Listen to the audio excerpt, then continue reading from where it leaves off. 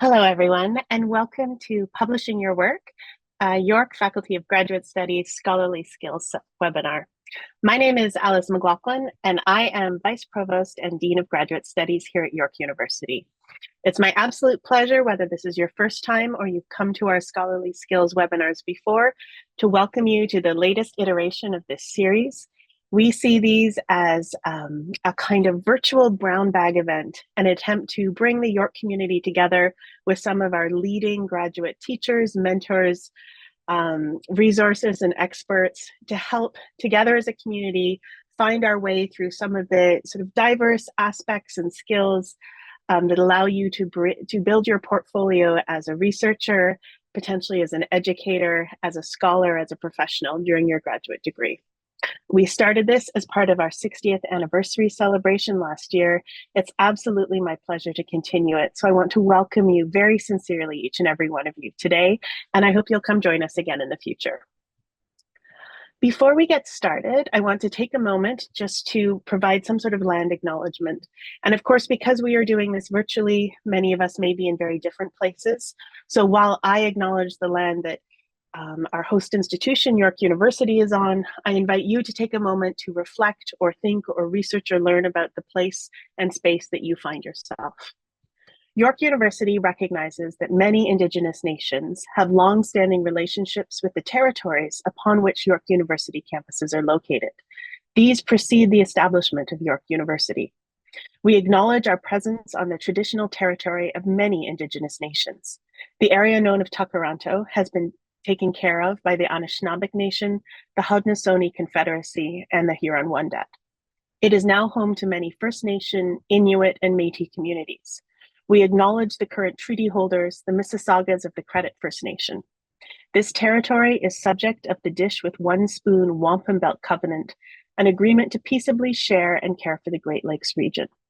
And of course, as we talk about publishing our work and sharing knowledge that way, it's important to remember that practices of knowledge creation and knowledge sharing predate anything like modern systems of publications and can be traced to many traditions on this land and otherwise. So this is a nice way to reflect about publishing today and thinking about traditions, practices, and habits of knowledge sharing that have come before and that continue. So before we get started, I would like to welcome our panel today. We are very lucky to have with us a panel of distinguished writers, scholars in their own right, and graduate teachers and mentors at York University. I am happy to welcome Professor Raymond Marr from Psychology in the Faculty of Health, Professor Keith O'Regan from the Writing Department in the Faculty of Liberal Arts and Professional Studies, and Professor Mike Zryd from the Department of Cinema and Media Arts in the School of Arts, Media, Performance, and Design. Thank you so much, Raymond, Keith, and Mike. It is absolutely a pleasure to have you here today. I'm going to stop sharing slides now so that we can all see each other and we can begin our conversation. 1 second, please. So first of all, I just want to say welcome. I'm so glad to be able to talk to you today about graduate students publishing their work. And since I happen to come from philosophy, and the first question we always ask in philosophy is the why, I thought I might start by saying, I guess even really, should graduate students be focusing on publishing their work? And if so, why? Why is this an important skill to develop in graduate school, or even is it? Why don't I start by inviting Keith to speak first as our writing instructor. Yeah, great. Thank you so much, Alice. I also just want to highlight that I am the graduate writing instructor at the York Writing Center. So if anyone wants to get help on writing, turning a conference paper or a course paper into a publication, I've done that a lot, and I'd really be happy to help anyone who would want to pursue that. In terms of whether or not you should do, it can be a fairly lengthy venture. Publishing is taking, generally speaking, a little bit longer than it might have previously in terms of like getting turnaround times for peer review, etc. In terms of why you might want to do it, I think there's a couple of reasons. In my research, I work mostly with dissertation writers, and one of the things that I find is that after the first couple of years of doing coursework, maybe working on your proposal, etc., There is a little bit of a problem of isolation. That is, you maybe don't come up to campus as much as you might have. You maybe not as locked into your different academic communities as you might have been in the first couple of years. And so publishing really does provide an opportunity for you to find public audiences for your academic work. And there's a lot of research that shows that that helps. I think it helps in two ways. One, it helps build your own sense of academic identity. So rather than that sort of like process of isolation creeping in and you're not quite sure what your place is within the academy, publishing can be a really great opportunity for you to sort of define yourself in relationship to the various sort of communities that exist. There is also something else I would highlight, and this is research more from the States than it is from Canada. We lag a little bit behind in terms of some of this research, but finishing a dissertation is an extremely difficult process. Generally speaking, there's some good data that shows by publishing, by getting your word out there, by sort of developing your academic identity, your chances of finishing your terminal project, if that's your dissertation, go up quite dramatically if you have published. And I think it is part of that sort of like sense of academic community building. You understand your place in relationship to the rest of the folks that you are working with. It also, publishing, I think, also does help to address a little bit of that maybe imposter syndrome or that power imbalance that might exist. You're not quite sure, there's these like academics over here and there's me, squirreled away in my cubicle trying to do my work. Publishing can really help build that community and also build that scholarly and writerly confidence that's necessary for one of the sort of largest projects that anyone will embark on in terms of writing and sort of long-term, management and planning. So I think that's how I'd begin the discussion. Yeah. Thank you so much, Keith. That was wonderful, very rich. Raymond, what do you have to say about this from a more STEM side of things? That was such a great response from Keith. I'm not sure if I have too much more to add. For those of us in STEM, I think it's widely recognized that peer-reviewed scientific publications are essential if you want to pursue a career in academia. And so it's really important to get practice and experience early on, I think, because this is such an essential part of the work that you'll do as an academic. Thank you. And what about in the fine arts, Mike? Yeah, I won't add to what's been said already. I think it summarizes it. I boil it down to kind of two answers to the why. The first is kind of high-minded. We are meant to contribute to knowledge. That is why we're here. And so that sense that we have something that can contribute, it might be new knowledge, it might be a new formulation, it might be something written for a particular audience. There's different ways in which we can contribute, but I think that sense of contribution is important. And then the second reason, which has been alluded to as well, is publishing is part of what we might call your scholarly profile. And thinking about that profile and the questions of where you publish especially, maybe that'll come up in subsequent questions, is something to think about as you put yourself out into the world. In some ways, you can think of your scholarly profile as similar to a social media profile. Whatever is out there reflects on you, partly on the institution you come from. And so you should be thinking about that carefully. Okay, so now all three of you have given everyone listening a strong sense that they should be publishing and should be thinking about publishing. And if I think back to my graduate school time, I know that I'd be feeling a little bit anxious in this moment because I'd be thinking, oh my goodness, I have to publish. I don't know if I have anything to publish. So I think my next question would be, maybe I'll ask it as a big question and then a couple follow-up, and you can pick up on these as you see fit. How do you know when you've written something or you've started something you should try and publish? And I think sort of following on from that, like, do you have advice about how to turn the things that you might be writing as part of graduate school into publications, whether these are course papers, dissertation chapters, comprehensive exam papers? I mean, I know, Keith, as you've already alluded, good writing is your scholarly expertise, but I imagine that all three of you might have some tips to offer to graduate students who are thinking, oh no, I have to publish, but I'm not writing publications. I'm just writing course papers, or I'm just writing my master's thesis chapters.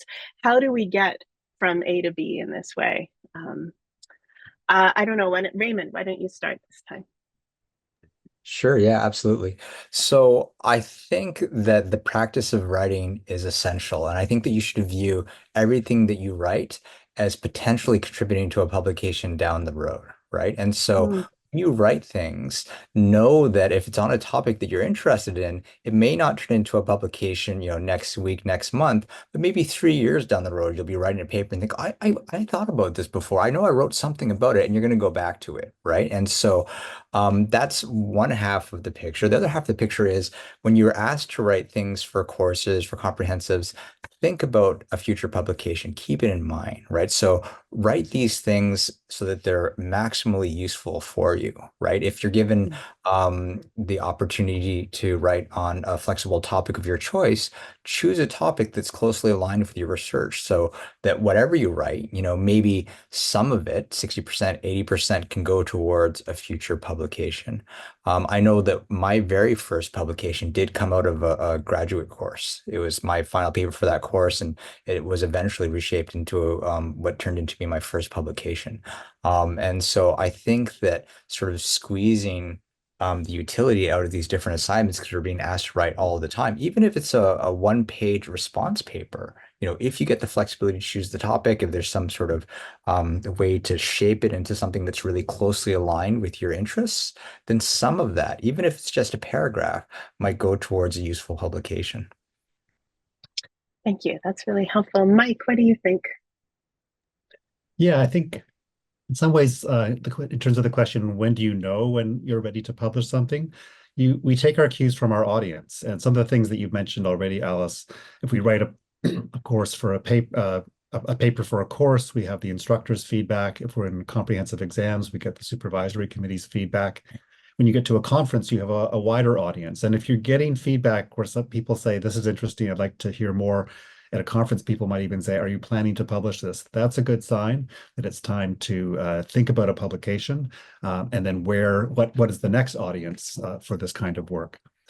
Having said that, sometimes you don't get those levels of feedback, and you may be working on research that you believe in, and you should go out there. So here's where it's good to keep an eye on things that are coming out in your particular discipline, especially the CFP, calls for papers that go out there, and keeping an eye on those, finding, oh, here's a group of people working on my topic. I'd like to actually have that conversation with them.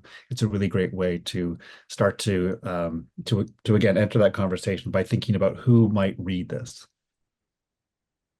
Yeah, no, that's a really good point. Thank you. And I like how you're both sort of pushing at the same time, acknowledging the imposter syndrome, but inviting us to resist it, which I think is important. Thank you. Keith, do you have advice about this?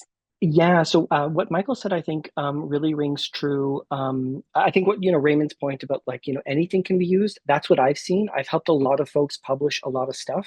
And really, it can be as a small idea that you developed in like a response paper, or it can be something you've given at a conference and you may or may not have gotten good feedback, right? I was working with one dissertation writer. They got negative feedback at a conference, but they really believed that this was a useful contribution. And we worked, and over the course of months, we were able to turn what didn't get great response into something that got published. Right? It's not always just how that sort of exterior or external motivation or advice comes forward. Sometimes it's something you have to believe in. I would say though, the one thing that I've worked on a lot with dissertation writers in particular is turning course papers into publications. And that revolves, we'll talk a little bit about this, I'm sure, afterwards, but that involves a lot of translation, right? So you had mentioned something very important, I think, Alice, at the beginning, anxiety.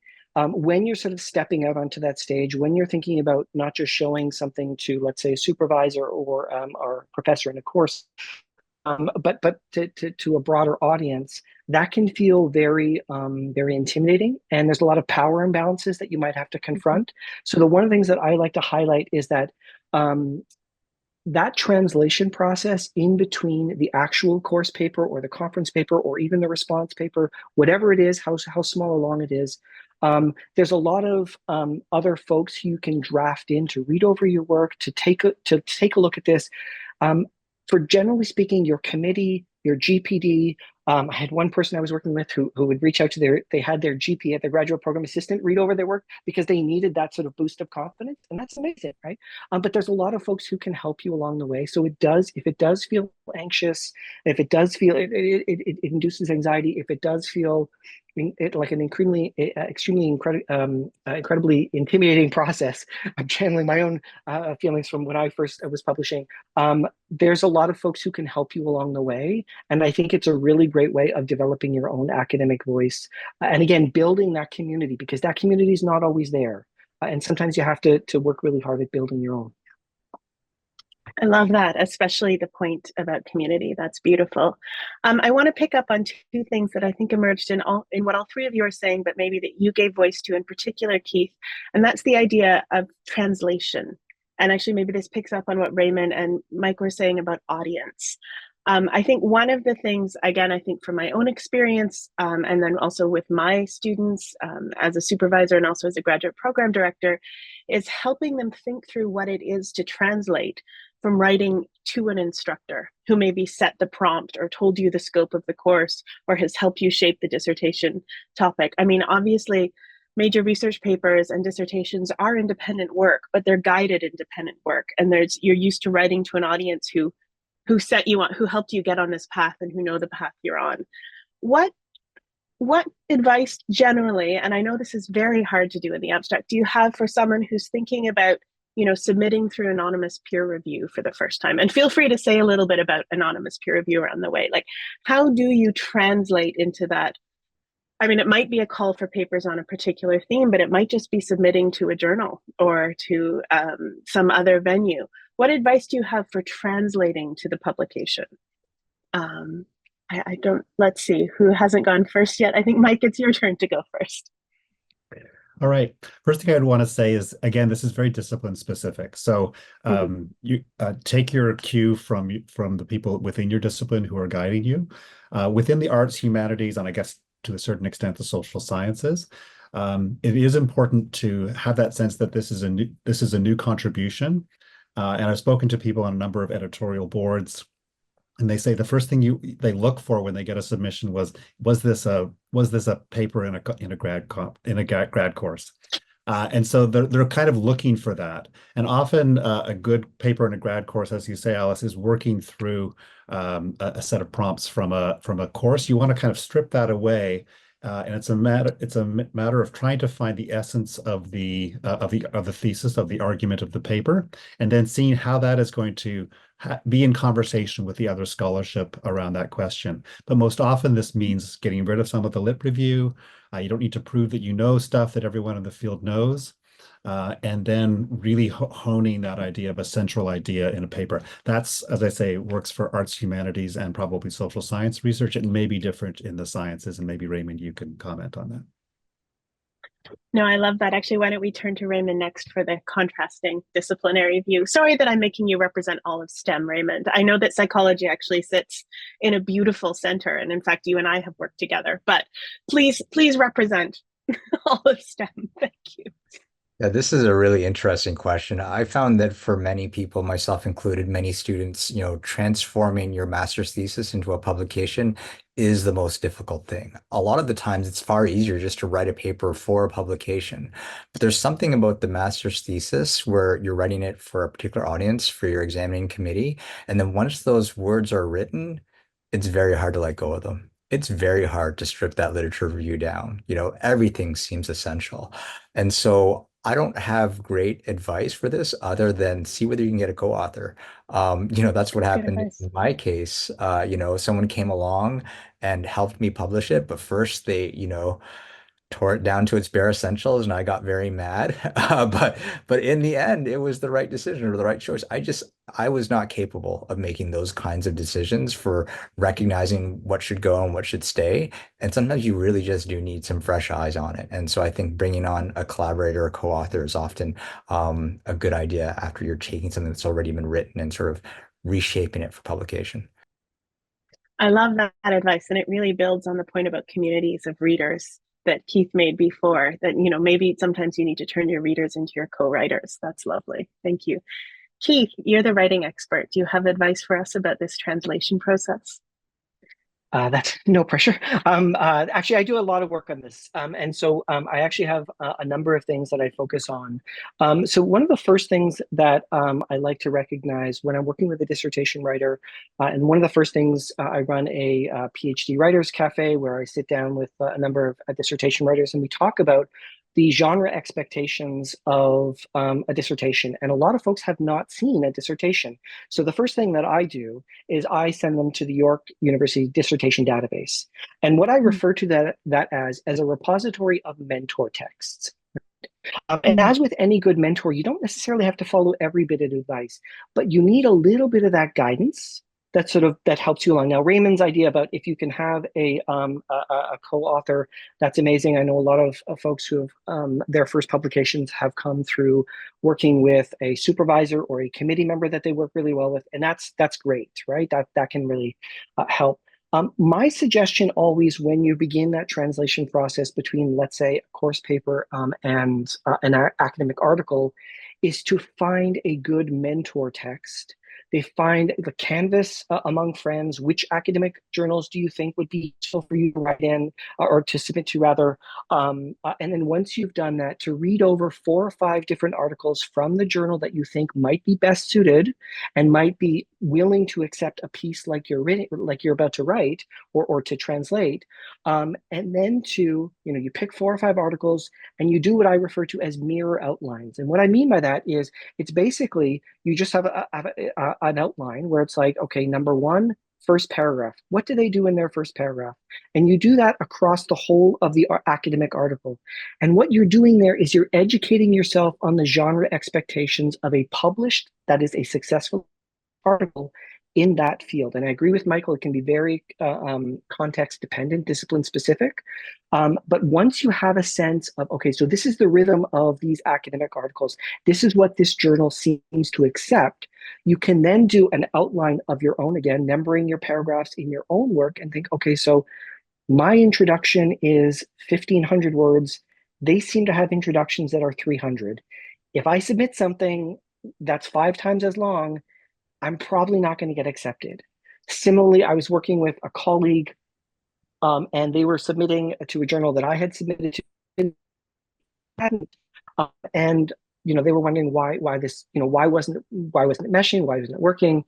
And I just looked, well, like every academic article that I've seen in this journal, they have a limitation section and you don't have a limitation section, right? And that's a limitation, right? I made that joke. And so you really do want to be very carefully, as much as you can, mirror the genre expectations of the academic articles that you're looking at. You have to learn that new genre in order to be successful in that genre. And we do this throughout, again, when we're in undergrad, going to grad school, we have to learn the new genre, the new expectations of graduate writing, and academic article writing is no different. It has its own expectations.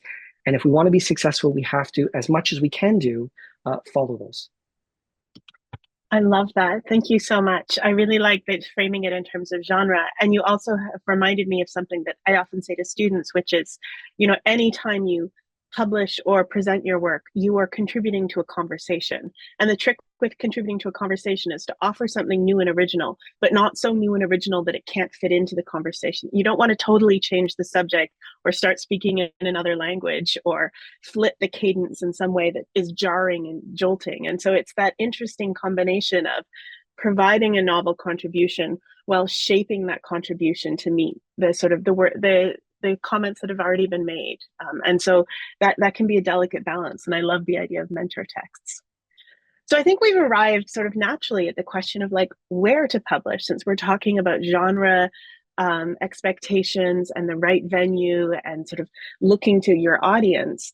And this can actually be quite a daunting question. In fact, I see, just glancing at the Q&A, this is already the one that's coming up.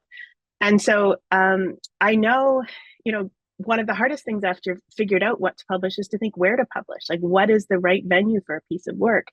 And with lots of pressure about top venues or scholarly versus public or whatever, there can be a sense of risk involved with choosing the wrong one. Mike, I'm actually going to come back to you first for this, because I know this is something you've thought a lot about. When choosing a venue for your academic publication, what should grad students look for and what should they look out for? Thanks. Yeah, and this is a big question, and I can see in the Q&A that this has also come up as well. So I'm going to speak very briefly about the phenomenon of predatory journals or predatory publishing. Um, so the publishing landscape is $1 billion venture. It is organized around five main companies that dominate the market. The emergence of open access has meant that there's kind of revenue streams for people to make money off of publishing, but without the high-mindedness of the publishing venture, the idea of actually making a contribution to scholarly literature. So it's definitely something to watch out for.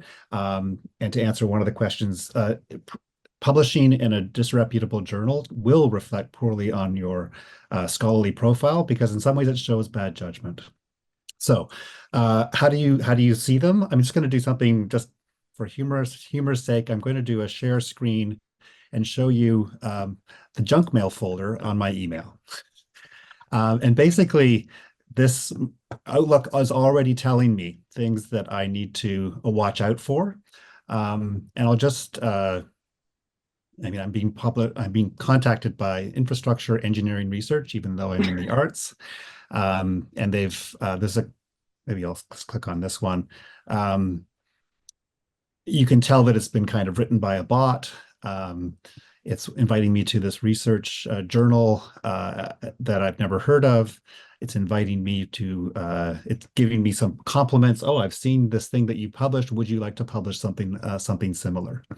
The other thing to note is sometimes you have journals that have really open titles. So this one is the International Journal of the Humanities, Social Sciences, and Education. So that's covering a lot of ground, and it suggests that maybe it's not something that's central to your field. So in the arts, humanities, and social sciences, this is maybe a little bit ambitious, but I would say try only to publish in journals that you are aware of, maybe even journals that you've read articles from. That gives you a sense that you're already in conversation with those people in the field who are part of a legitimate conversation. I showed you the emails because you will get solicited. So what they do is that they look at conference proceedings or even just conference programs. They will then send out emails to anyone who's participated in a conference, inviting you to turn the conference paper into a publication.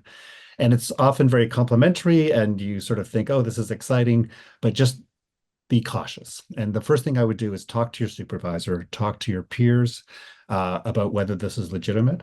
So that's the thing just to be wary of. I would say on the more positive side, it's always good to speak with your peers and your supervisory committee, kind of come up with a list of journals that you know are respected in your field. And if you have something that you think is really strong that you want to be a contribution that goes out there and kind of sets your profile, go in the order of prestige of the journal. Unfortunately, prestige is a thing here in the academy, and you need to pay attention to it.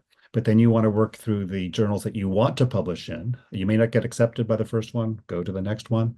But I would work in that order of where do you want to publish as opposed to accepting the invitation that comes out of the blue. Just be aware that predatory publishing is out there and be wary of it.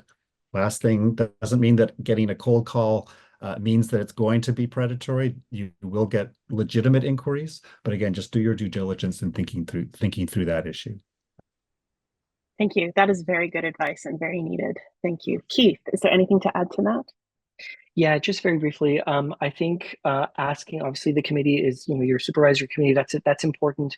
Mike had also mentioned asking colleagues within your department. I find there's a really great untapped resource is graduate student listservs, and simply asking other graduate students what have some of their experiences been can be really illuminating. And again, it might be intimidating to ask your supervisor. Maybe your supervisor doesn't have the same expectations for where you should be publishing as opposed to where you are. So that's something to consider.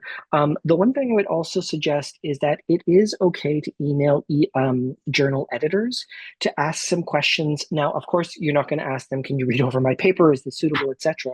That's the job of peer review. But if you want to ask, for instance, about And I think these are important questions. If you're in the middle of a 6-year PhD and you're trying to get something published within the next year or two, it's completely fair to ask, so, how long can I expect to receive my peer reviews? I did this with a student. They had a great paper. They were going to get asked, and the journal editor said, well, it could be as long as 2 years. And for a grad student, just hearing back about that, because once you submit something, you can't submit somewhere else. That can be, you're all in on something, and that might not necessarily work for you, right? So you can ask a journal editor some basic questions regarding peer review time. If accepted, what are generally speaking times to actually, from submission to acceptance? Those are important things you want to figure out, and it's completely fine to ask those type of questions. The more that you advocate for yourself in those spaces, I think the more service you're doing to yourself. So that besides the excellent advice that Michael mentioned, I would add that. Thank you. I'll add too that I know in my field, a lot of people have created wikis where they sort of track their experience with different journals. So it is worth asking in your department, program, or field, like what's out there, what tells us not just about ranking of journals, but also responsiveness and timelines of journals. Raymond, anything to add? I don't have too much to add. Those were all really excellent responses. What I will say is that finding an appropriate outlet is just another process of research, and you're going to come up with a list of several different possible, likely outlets and rank order them. One way to look into finding, to populating this list is to look at your own reference list. So, the work that you're citing, where is it being published? And some of those journals are going to be likely candidates for you. That's really good advice. Thank you. I obviously have so many more questions that I suspect we're going to get through, but I do want to take the opportunity actually maybe to direct just a question to you, Raymond, about co-authorship and co-publishing, because I know in psychology and in other sort of STEM fields, there's a much more a tradition of sort of not just co-authorship, but multi-authorship. Do you have advice for graduate students who are trying to figure out sort of how to get in on a writing project, or what kind of contributions they might be asked to make for their supervisors' publications? Could you say a little bit about what you think might be good advice for a student in that particular situation? Because I think that's something we haven't really addressed here. Yeah, absolutely. So I think that in a lot of disciplines, in order to qualify for co-authorship, the contribution has to be substantial. So something significant and meaningful and, relatively unique. We're looking at contributions that not just anyone could make. And so if your lab is having a meeting, just chatting about a project, and you throw out a suggestion like, oh, there's this measure, that's typically not enough to warrant authorship. We're looking for a larger contribution than that. But I think that there's a lot of variability across disciplines. Even within disciplines, there's a lot of variability across labs.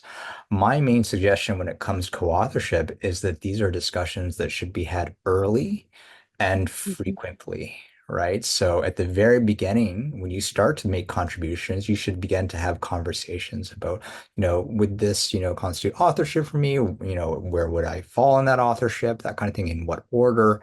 And then this conversation should actually continue as contributions change. It might have been the case that you were hoping to make a major contribution, but then you got busy. You need to keep having these conversations because, just because a decision was made early on in a project that the order would be this, that order is supposed to reflect the contribution. And if the contribution changes, then the order should change. And so, I have been involved in, honestly, like really nice situations where some student co-authors like nominated another student and said, their position should move up.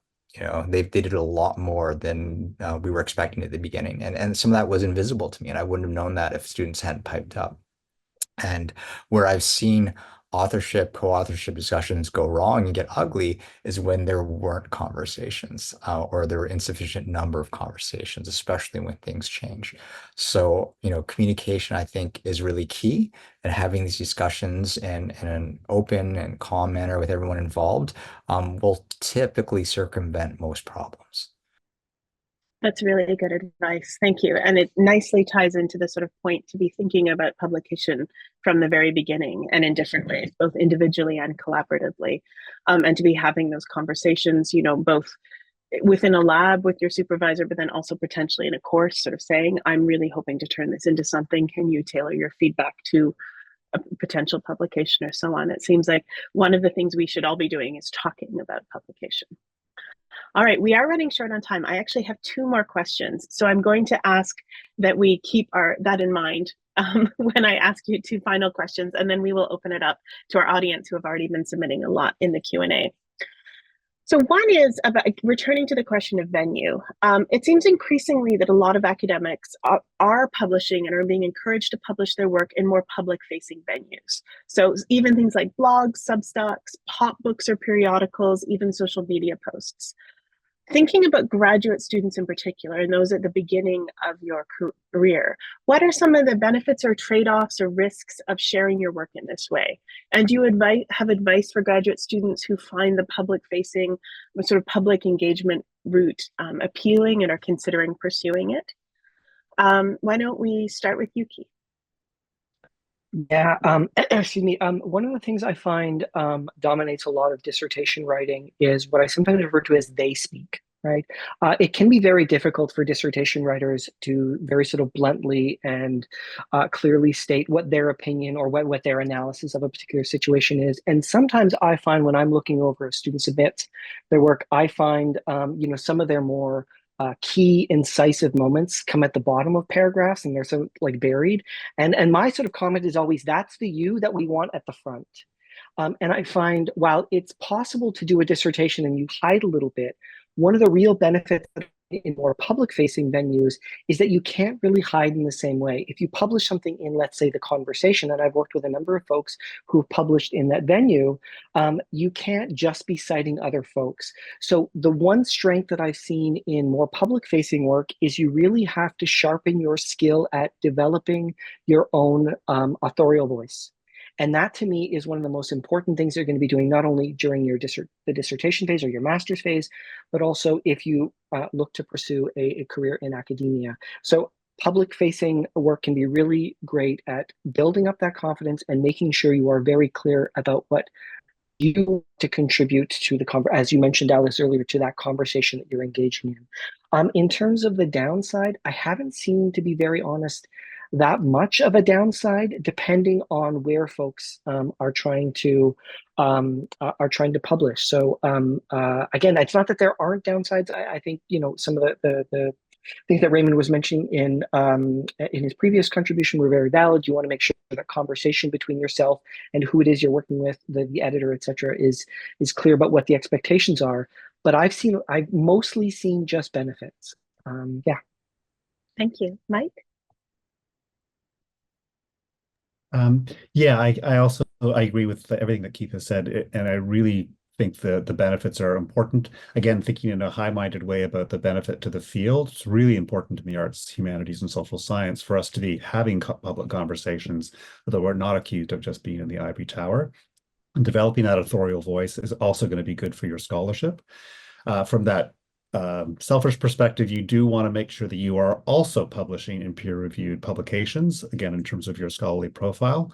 But you can do a little bit of both. And sometimes a central idea that you think has a public face and should be out there in the world, you can put it out there in a smaller and more compact form, and then develop it in a more fully scholarly way in a peer-reviewed publication. So yeah, I think it's great to do. Last thing I'll say in terms of arts and humanities, there's more interesting experimental genres of writing, and sometimes publications like the kind that Alice has mentioned are more appropriate places where you can get that material out there, incorporating visual material, video essays, more poetic forms of writing. So all those kinds of things are often more amenable to outside of the sometimes staid world of a peer-reviewed publication. Thank you. That's a good point. Raymond? Yeah, I think we've covered the benefits pretty well, and keeping in mind not to let this detract from your academic formal publishing. Maybe I'll just mention that it's important to keep in mind that your behavior on social media is still very much public. And, even within academic Twitter and in some spaces, this can turn into a bit of a toxic place. So I would just be mindful and circumspect and civil in your behavior as you would and as if you were at a conference or anything like that. So yeah, that's my only advice. That's good advice. Thank you. We do have a lot of questions, but I couldn't end without just asking. I think there's one really important part of publishing your work we haven't touched on yet, and that is it can involve a lot of really critical feedback and even a lot of rejection. I like to tell the story that I applied for a job at York in 2006. I gave my job talk in 2007. I tried to publish it immediately afterwards. It was not published until 2018. And it took several revisions and it went through, I think, about 11 venues. It's now fine, it got out there, but I almost gave up a number of times. And there's certainly other things I have had to give up on. And I'm sure we all have stories like that. Do you have advice about how to handle rejection, about when to know whether to submit elsewhere, revise, or abandon? Raymond? Yeah, absolutely. I think perseverance is important. As you mentioned, it can take a very, very long time. I've had manuscripts where we couldn't even get it peer reviewed. We would just get death rejects, and so many of them, it was shocking. But it did eventually get published. And I think that's the long-term lesson that almost everything has a home, and often it'll find a good home even after, being rejected at perhaps less prestigious outlets. So I think that if you believe in the work, it's really important to persevere.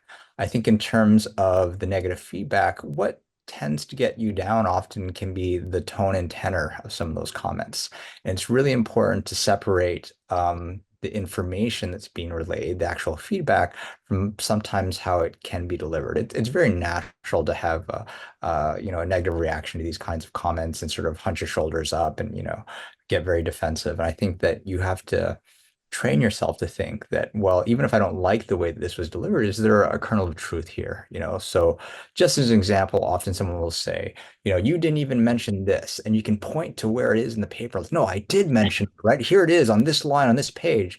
But the real question should be, is it maybe not highlighted enough? Is it such an important point that it kind of got buried, that if someone were just skimming this, on the way home on the subway while reviewing papers, that they're not going to receive it and should be more prominent? And that's something really that you can consider and take.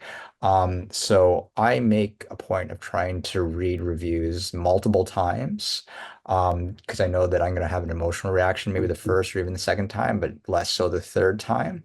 And try and really carefully highlight and outline, well, what is the core idea here? And just really trying to understand what is being said into perspective and think about whether and how that can be addressed, and just try and be as dispassionate as possible.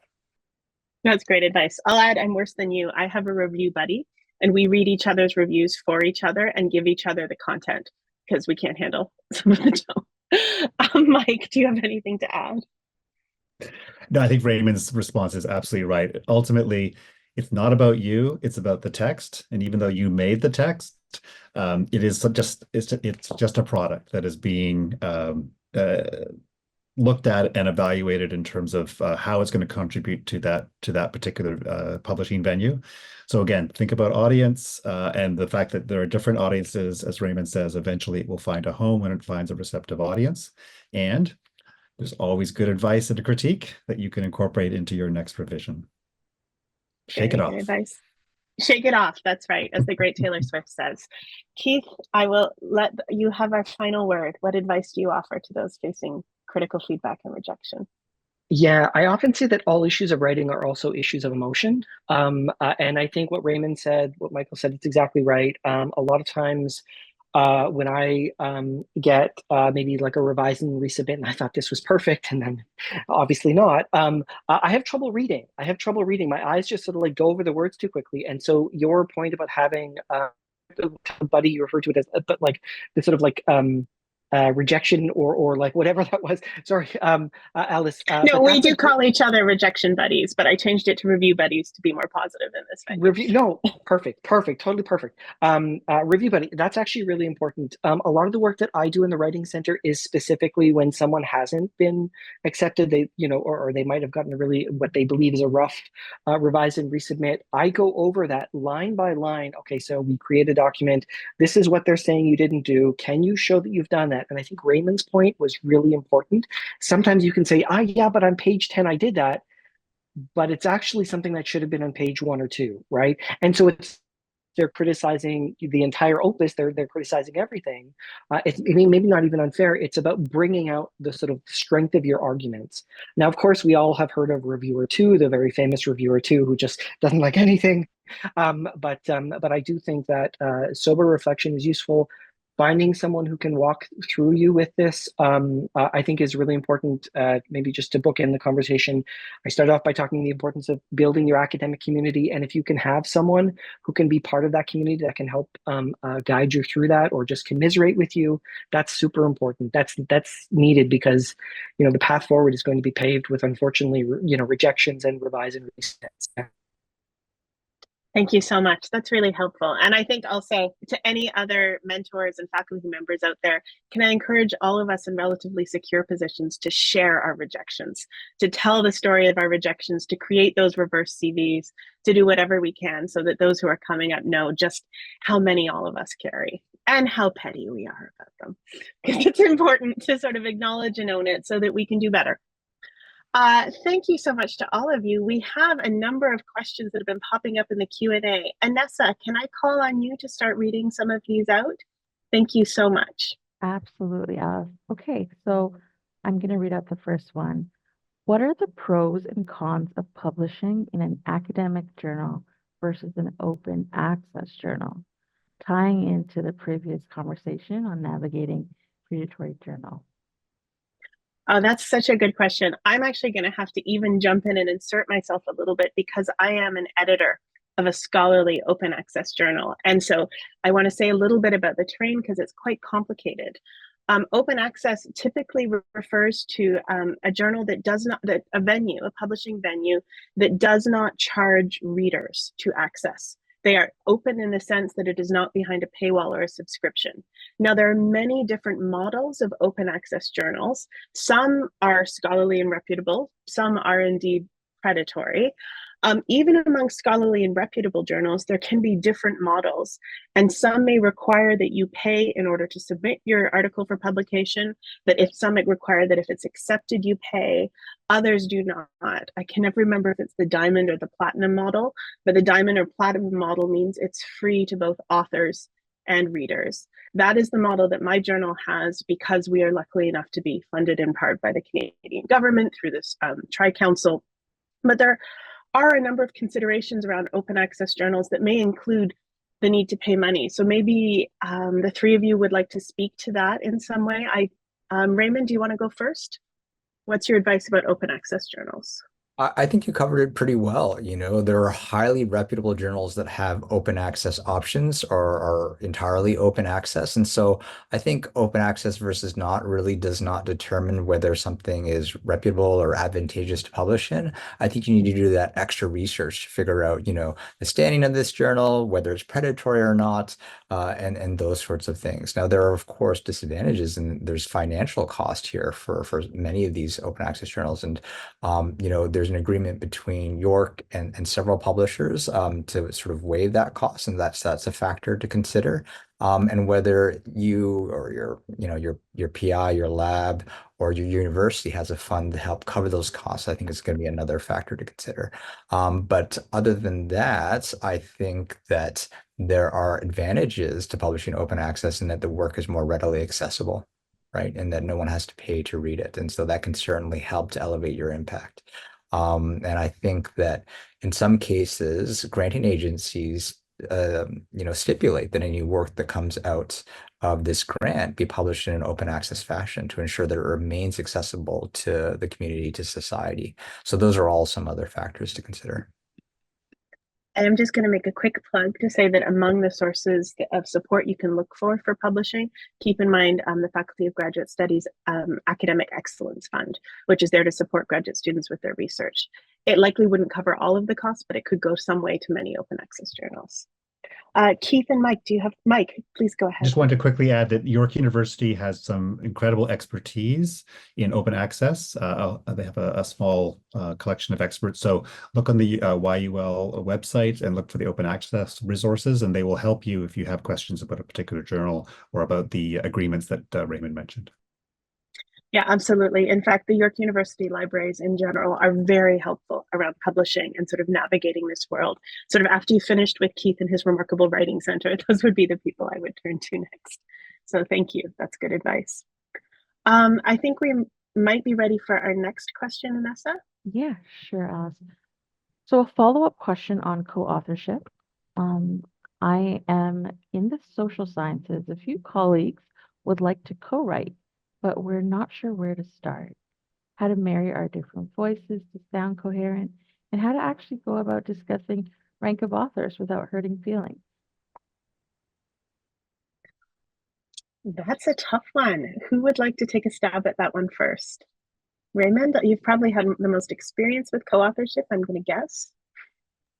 Yep. So, I think that these are often difficult conversations. You're not alone there, but there is some guidance.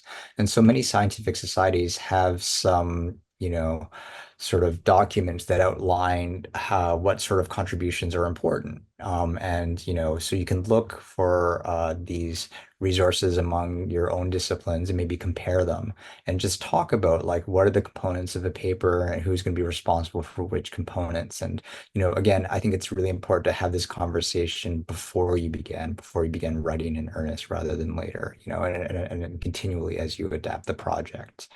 As far as, you know, merging your voices and polishing that kind of thing, that can be difficult working across disciplines. I think that tying back into some of the things that we discussed earlier on, perhaps it's important to first figure out where the audience is. Where will you target this paper? And then maybe sort of work towards a voice that is most consistent with that eventual target outlet. That's very good advice. Thank you. Keith, Mike, do you have other things you'd like to add to that?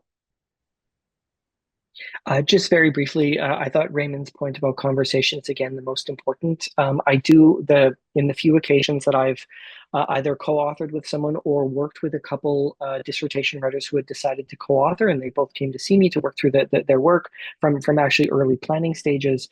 The was quite useful is to sort of like separate, okay, who's going to be doing what, but then also to highlight any academic article that's going to get published is probably going to, and we haven't used the word enough, but like is probably going to have to be revised several times over. So in terms of like finding that unified voice, I'm not going to say that it like completely comes out in the wash of revision, but I think as you, again, if you have good communicative practices between the two or however many folks are going to be working on this, generally speaking, that hasn't really arisen as a sort of key problem when the thing goes through its third or fourth revision.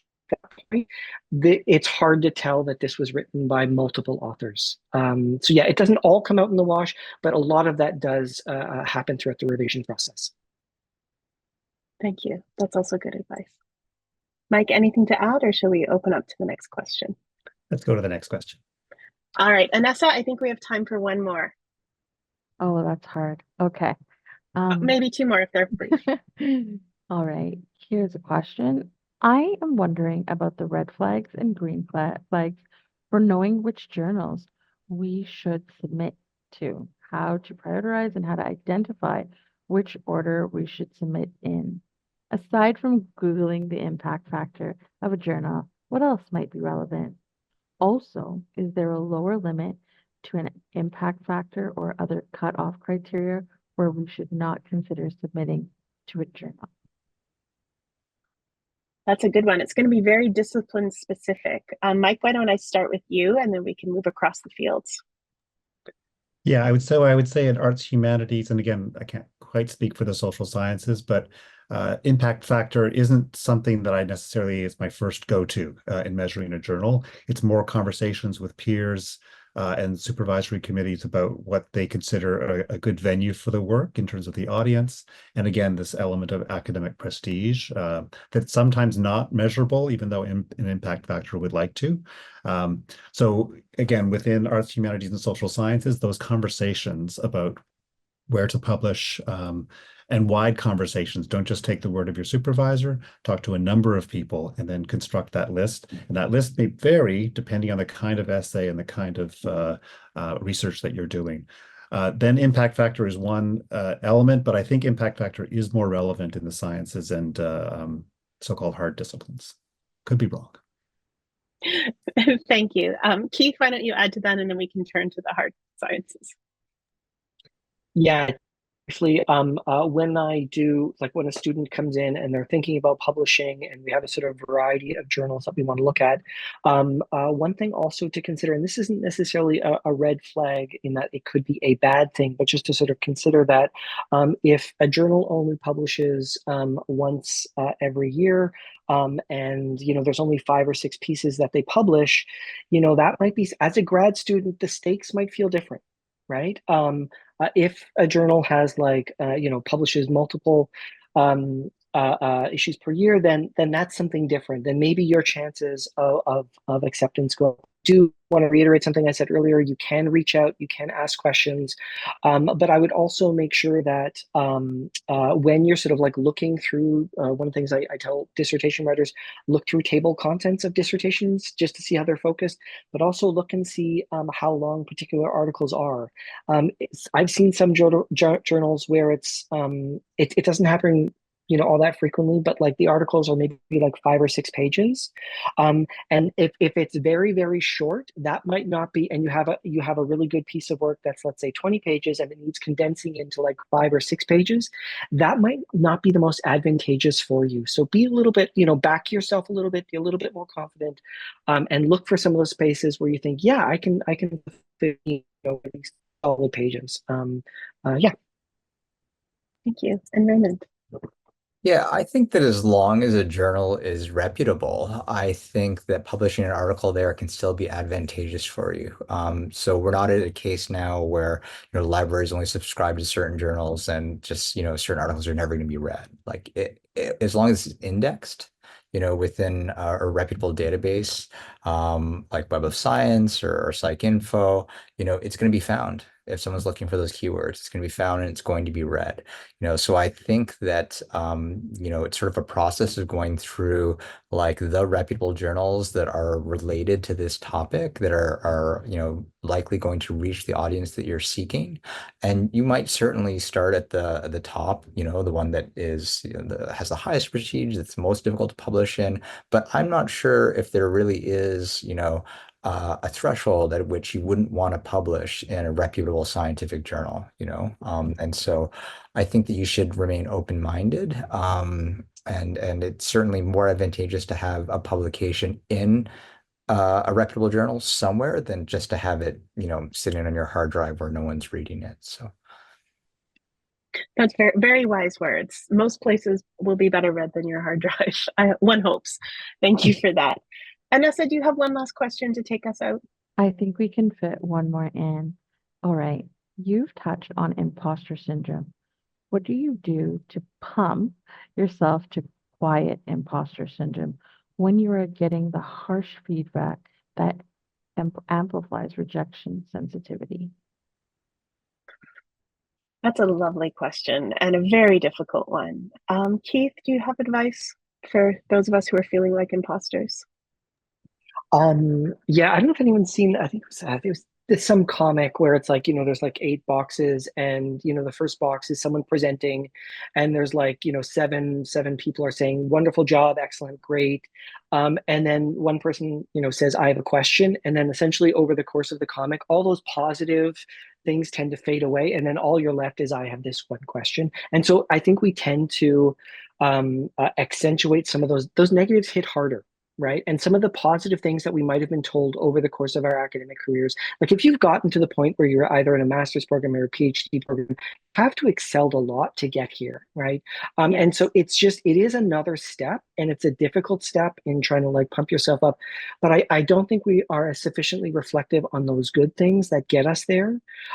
We are far more, we hang on to some of that negative stuff. And, as some people say, spite can be a really great motivator. But some of those negative things can also hold us back. So I would really encourage to think through your sort of inventory of writing successes, to sort of catalog those. And when you're feeling not great about yourself, remind yourself, just as Alice began, like you gave that job talk, and then I don't know how many years later, but 10 years later, you got the thing done, right? And so reminding yourselves of those hard-fought successes, I think, is how I encourage dissertation writers in particular to, I think the word was to pump yourself up. Yeah. Thank you. Mike? Oh, I think you're on mute. There you Yeah, go. sorry. Yeah, I think what Keith's advice is right. Remember the positives, try and work out the negatives. I was also just going to mention one thing, another question that had been in the Q&A was the question about publishing in grad student journals.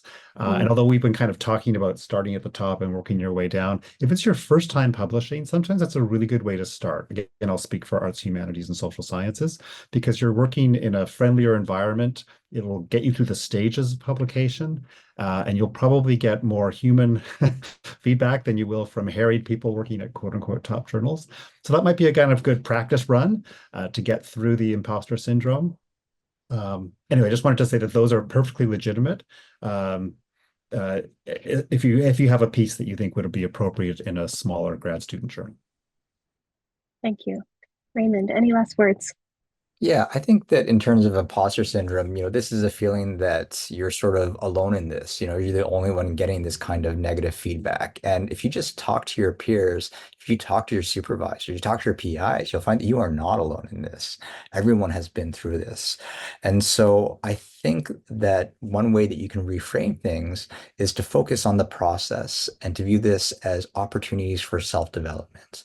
All of us can grow, improve, and get better. And that's what feedback is. Feedback is an opportunity for us to grow, develop, and get better.